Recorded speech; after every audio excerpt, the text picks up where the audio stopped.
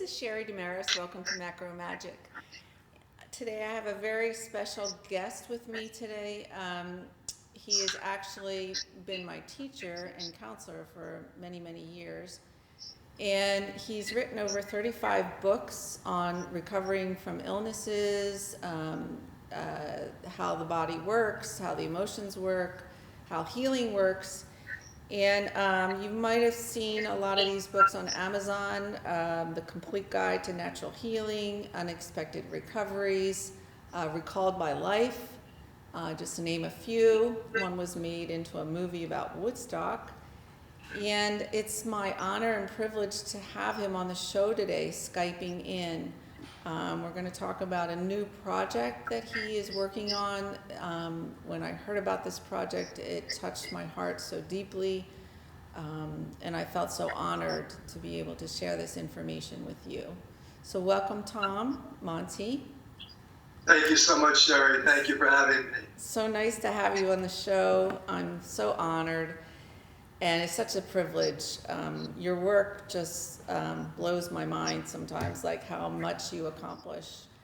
And for our viewers, maybe you can just share with us a little bit about, how you got started or what motivated you and what you've been doing up until this point. And then we're going to talk about a little bit about this exciting new project that you have. Well, thank you. I started writing about health and healing when I was actually still in college. We discovered a book, my girlfriend, who was later my wife, and I discovered a book about macrobiotics, and it talked about how you could recover your health through diet and various kinds of lifestyle changes. And from that point on, I became fascinated by people, by the whole approach to health and healing, and also by people who were in crisis and who recovered their health. And so I started writing about people. I started writing articles about people who had overcome various kinds of very, very serious illnesses. And then I wrote a book about a medical doctor from Philadelphia, who was president of Methodist Hospital in Philadelphia, Dr. Anthony Sadolaro, who had prostate cancer that had spread throughout his body. He was told that he would not recover, and that he should prepare to die. He encountered macrobiotics, and he got well, much to the surprise, dismay, disbelief of medical science and medical doctors. But in fact, the science was already there. Show that a plant-based diet, grains, vegetables, fruit, fermented foods, various soups, fermented soups, miso soup, and so forth, could in fact help in recovery, could in fact restore health in so many ways and form the foundation for a recovery from serious illness. And that's what we do on our show is show how those foods work and why they work.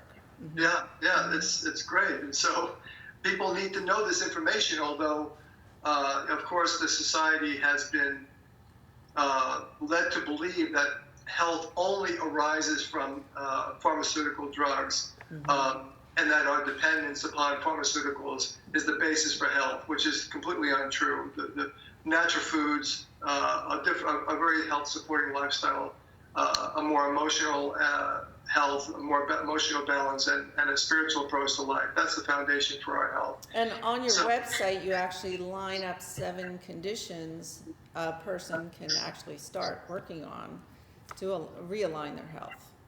Absolutely. And I wrote a book about it, Unexpected Recoveries, in which what I did was I've written 35 books, but in each of those books, they were about people who overcame serious illnesses. And so in the course of the last 35 years, I have written about many, many hundreds of people who have overcome serious illness. I've also counseled thousands of people. And so I began to see that there were these common factors among people who got well, who faced various forms of crisis, especially physical illness, and then got well. And I saw that there were very common steps among them. And I wrote about those 7 common steps in unexpected recoveries. And so the miracle of your work is not only that it's practical, but it's also backed up with tons of studies and scientific facts. And so people can know if they come to you for counseling, whether individual counseling, couple counseling, or, you've run group healing seminars, which I've been part of. They know that those steps have validity and they can follow them very easily, step by step, to recover from any kind of illness, really. Yes, I deal a lot with people who have various kinds of crises in their life other than health.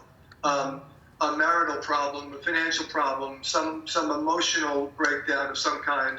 Mm-hmm. And I've written a lot about them, and I've also worked with people with these kinds of issues, mm-hmm. of all types. And there are common characteristics, and there are very, very important steps, very practical steps to recovery. Recovery is actually not getting your old life back. Recovery is actually moving into a new phase of your evolution as a human being. It's a better phase. People who get well or recover from some life crisis are actually better off before they approached the problem, or they were, their life was turned upside down by the problem. Mm-hmm. I oftentimes say that the problem is the path. Mm-hmm. Whatever the problem is that any one of us suffers from, that is the path to a greater, a manifestation of a better you, a better version of who you are. And that's what I've discovered over and over again. People who get sick or they have a crisis of some kind, and everybody has crises. Everybody suffers from one kind of crisis or another at various stages in our lives. And what it really means is that it's time for us to evolve. The old way of being, the old identity no longer fits the challenges that you currently face. You must become larger. More of who you really are has to manifest on the earth in order for you to go the next step in your life. So it's actually beneficial. It's like a growth process. Exactly. The problem is the path. The problem is the growth process. Mm-hmm. And it opens you up to a much more broader, fundamentally happier, healthier life as a consequence of whatever it was. And people, I'm sure many people on your show have said this, my life is actually better since I got sick, or I had this problem or that problem. I'm actually grateful for my illness because I had it. Wakes you up. People say, I'm sure they tell you that all the time, and they tell me that all the time as well. Mm-hmm. And I've discovered that in my own life. Mm-hmm. Whatever struggle there was, I was better for it. Mm-hmm. As long as I was willing to address it with honesty and a willingness to change according to the demands of the situation. Yeah, to look at it and not bury it. Exactly. Mm-hmm. Burying it invariably makes it worse. Mm-hmm. So what I was so enthused about once I contacted you about being on the show was, now you've taken your work to another level, and you're actually looking at more of a worldview of, you can explain what you're doing, the healing these children, and looking at their intellectual levels in school, and seeing if diet would, or some of these 7 steps would change their orientation and influence their lives at a young age. Do you want to share with us some of the exciting information about this project? Yes, thank you. Yes, I do. The first thing I need to say is that my daughter, who works at the University of Massachusetts, was bringing her students to South Africa to do service projects in South Africa for 6 years. And she would bring computers. She brought more than 200 computers. She created computer labs in schools that had no computers. She brought teachers to teach the children computers and mathematics, and also to teach teachers. She brought a lot of non-perishable food items, and then she went to this orphanage in the north of South Africa near Kruger Park, and she made a garden there, and she did other things there, and she wanted me to come to South Africa and see what she had been doing. And so in May I did. And when I got to the orphanage that she had been working with, I immediately was deeply touched by what was happening there. And I asked the director of the orphanage, what are the children suffering from? What are their symptoms? And she said they have gut problems, a lot of stomach aches, a lot of digestive issues. And she also said they have learning disabilities. And the minute I heard that, the instant I heard that, I said, we can help them. And so what I did was I started a project to change the health of their gut, which is the microbiome, or this community of 100 trillion microorganisms, bacteria, fungi, viruses. They're all there. This huge community. As I say, you have about 100 trillion cells. There are 100 trillion bacteria, and there are many, many times that of DNA in our gut that are giving commands. And that is the kind of central computer system of the body, the microorganisms that live in the microbiome. And they run the immune system, the digestive system, the endocrine system, your hormones. They run the central nervous system, and they determine the health of your brain. And so when the gut is healthy, everything else runs infinitely better and more optimally better. So I knew that we could make a difference in these children's lives. And so I set to work to try to, number one, create a team in South Africa and the U.S. where we could actually go to South Africa and start to address these issues with the children. And we have done that. We have fermentation specialists, we have medical doctors, we have scientists, and now Tufts University has come on with us. That's amazing. That's amazing. It's huge. Yes. And they're gonna work with us to do a study on what we're doing. We're gonna give the children only get one meal a day, and it's made of pap, processed corn, and once a week they get some meat, some game meat, and also they get some vegetables from the garden my daughter and the UMass students created. But it's all inadequate. And most days, as people will see in the YouTube video, if they go to YouTube and they go to Tom Monte, they'll see a couple of videos by me. They'll see that it's processed corn that is the primary food. That's the big lump of white stuff on their plate. And then they have some little bit of meat or something on the side, and that's basically it. And so I realized that if we introduce plant-based plant foods, a wide variety of vegetables, and if we got them to transition away from the pap and then eat sorghum or millet, which are both native grains to South Africa, we could make a huge difference in their lives. And I knew that we could do that. What is really fascinating about the microbiome is that you can change your microbiome in 2 weeks.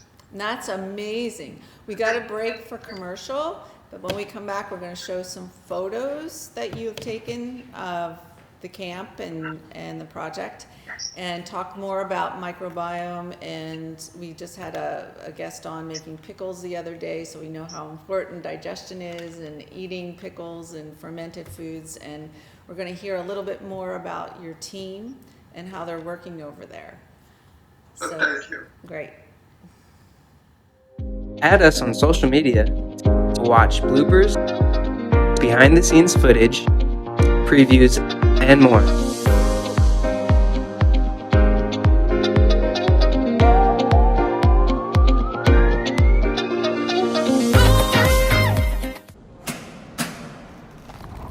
I work 13 hours a day, 6 days a week. So when I'm off the clock, I gotta get stuff done. So when I need a snack, I need something healthy, tasty, and easy to eat. Like wonderful pistachios without the shells. They're protein-powered, delicious, and great on the go. And that's perfect for me. Thanks, Liz.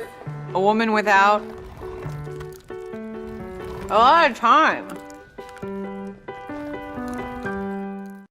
Whether you're a gourmet cook or just want to eat like one, visit Rostelli Market Fresh, your home for the freshest, locally sourced ingredients to please everyone who loves great food. Our organic meats, quality seafood, and free-range poultry are cut fresh to order. Chefs create culinary-inspired prep foods made fresh every day, which pair nicely with our vast selection of fine wines and spirits. Choose from handmade pastas, artisan cheeses, organic produce, and grocery items, all from the finest purveyors. Rostelli Market Fresh, from our family to yours. RVN TV is a platform for people of any industry to share their story. Over 285,000 viewers are tuning in to RVN TV shows monthly. We guarantee a great experience that you'll be sharing with everyone you know while increasing your personal and company's brand awareness. But what is your brand? According to Forbes, it's a combination of your logo, your product, your design and feel, and your personality. Did you know that aside from being a guest, we offer even more opportunity to boost your brand? Adding your company logo and website on screen during your interview will allow viewers to recognize your brand instantly. Incorporating images and video clips is another great way to show. Hi, welcome back. I'm Sherry Damaris with Macro Magic, and I'm with Tom Monte, who is an author, a counselor, and a teacher. And we've been talking about some of his work and recently his new project in Africa. So we have some pictures to show our viewers of the project. I guess this is your daughter with some of the kids that you'll be working with. Right. And she was from Amherst? Yeah, University of Massachusetts, Amherst. Okay. And that's a photo that she was taken when she was bringing her students to South Africa and to the Ekuleni orphanage. And you can tell how cute and how happy the kids are. Like, oh, it's just so wonderful to see them. These children are suffering so much with terrible, terrible poverty, and yet their spirits are so wonderful. But I think one of the things you see in that photograph is that little girl that's holding my daughter's hand is so vulnerable, and she's so tender.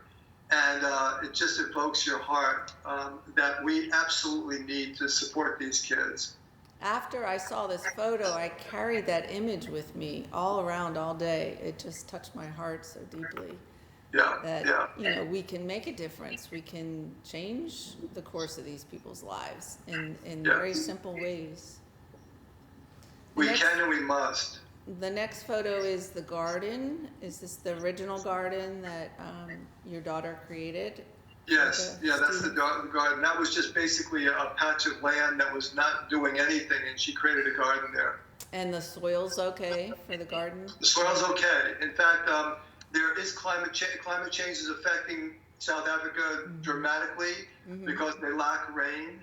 But many farmers are using permaculture now, and permaculture is an organic form of agriculture that actually shapes the land to capture the water and actually promotes growth, water collection, growth, and also combines various vegetable growing to support the life of individual vegetables growing. So it's a brilliant method. Permaculture is really worth looking into more deeply at some point. That's great. We had a guy from DV Organics on that actually talked about permaculture. So I'll put you in It's a touch with remarkable approach to farming.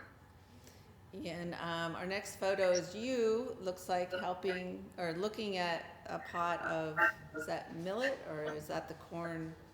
No, that's corn. That's the corn, yeah, the pap. Okay, so they mix it with water and boil it? Yeah, that's basically, the pap is corn and it's water and corn, and it's basically, it's just a very tight, dense cornmeal that the kids eat every day. And it's probably GMO, right? It is GMO. Oh, Yes. so that's even ruining the gut more.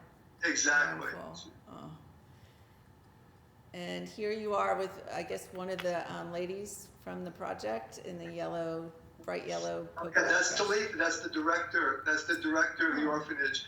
Her father left her the land, and she wanted to do something with it for the children. Oh my gosh. And so she's the one who created the orphanage. And beautiful, wonderful person. Yeah, white light all around her. Yeah, it's incredible. And just a woman who tirelessly works to help those children. She's a nurse, and so she's been dedicated for a very long time to supporting people. So how long are these children at the orphanage? Well, they range in age from 5 to 18. So they spend a lot of their lives. They go to school locally. And so basically they're going to spend a lot of their lives there.